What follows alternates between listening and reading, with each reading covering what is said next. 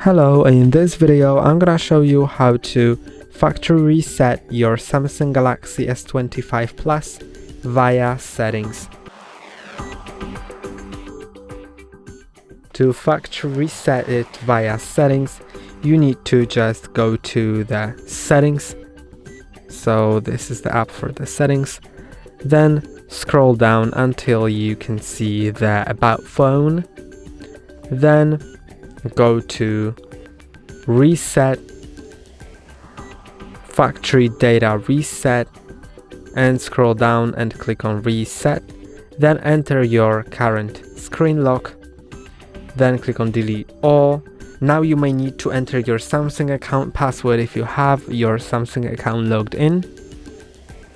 Then it'll restart your phone, and after that all of your data will be removed, basically everything, and you'll be able to reconfigure your phone or sell it. And here you can start your setup. That's all for today. Don't forget to like and subscribe. See you next time.